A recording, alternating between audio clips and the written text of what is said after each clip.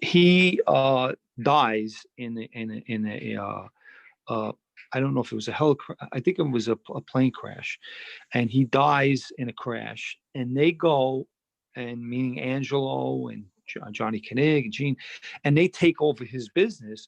So the mindset is, we're going to make millions of dollars. They're not even thinking. Guy's not thinking about, we're not allowed to sell. One of our rules is that we can't be in the drug business when they're stashing away millions and millions of dollars. They're not, what are they going to do? They're going to say, well, let's leave this business alone. Let's do a little loan sharking and gambling. Right. It's fast money. I had a guy one time tell me, the heroin business, he says, I'll explain it to you like this. Today, you're driving a Toyota. In a week or two, you're driving a Mercedes. It was a big turnover, big money business. And that was their mindset. Their mindset is, a wise guy's mindset is always to put $1 in his pocket. Yeah. And if he could put multiple dollars in his pocket, for the most part, certain guys do care. They don't care. They're just going to do whatever it is to put that money in their pocket. Now, I never really thought about this until you and I talked about it. So when you got a guy like, I guess one of the Gottis or a Gene Gotti, whoever, or Sal Ruggiero, was Sal Ruggiero made, as far as you know? I to be honest with you, I don't know the answer. He may have been a friend, but I don't know the answer to that. You're talking about a long time ago, and Yeah. I'm not sure. So my question is, and we'll and forgive me because I like kind of go off, but people like these little nuances. So back then, right? So would they get it from the Sicilians? Because I know they were big importers of H. Who would supply them as far as maybe back then? Because I know you were like growing up back then, Howard Beach, that was your area. So if you were to get a hold of that kind of weight, who were they getting it from? Well, one of their biggest connections was Mark Ryder.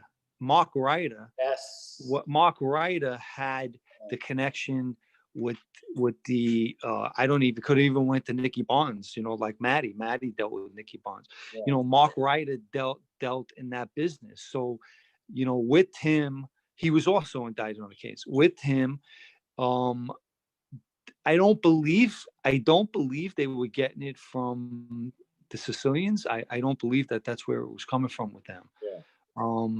But it could have been. But I know that Mark was a mover and shaker in that business with them, and he was also, he was an associate. He was with that crew. Got it. There was a little bit of a conspiracy theory that how there was Appalachian in 1957, obviously, where the doors got blown off, like Correct. National Syndicate, right?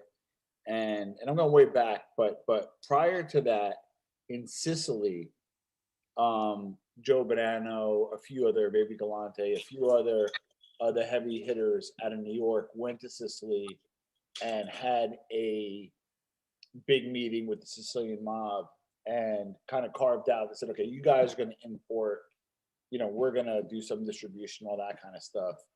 Mm-hmm. And the theory goes, Appalachian was a fallout of that meeting to develop like a better, 26 city network, right?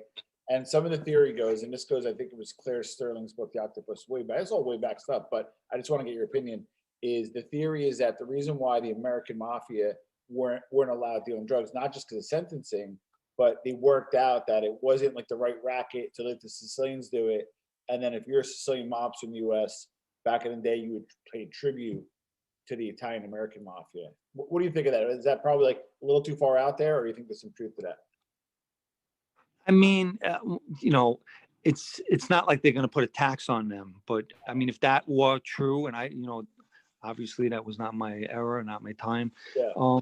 I would just think that they, what they would do is put a guy with a certain family. They don't straighten him out, and he's their guy. You know what I mean? He's their guy. Yeah, because I'm pretty sure Sally was not a friend.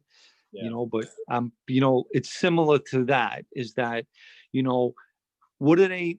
What does a guy in that position need a bond for? he's Yeah. he don't need it. Now, but so you got to forgive me because I'm stuck on this thing. So the Cherry Hill Gambinos, Joseph and Giuseppe and John, Yeah. were probably one of the biggest H dealers in the country back then. Yep. They owned 200 pizzerias, and I think we were doing over $200 million a year on the books. God knows how much that illegitimate, but on the books. And remember 18th Avenue, Brooklyn, they were there, and they were considered, I don't know if they were captains or whatever. John was a captain, but they were considered in the Gambino family, cousins of Paul Castellano. Correct. Served under Castellano and then Gotti. So how does it work with those guys that are theoretically in the Gambino family, but huge heroin importers? Like, I'm trying to get my head wrapped around that era and the dichotomy of, I get it, you deal, you die, right? But but at that time, and I'm not knowledgeable of when they became friends here. Yeah. I'm talking about in this country. Yeah. Maybe they weren't friends yet, and then, they were known to be in the business. There's a lot of guys that if you'll call them ex junk dealers, and maybe it's the truth that they're out of the business, but there's a lot of guys that were in the business, became friends, and then were no longer in the business. I mean, they did. There are guys that followed the rules, but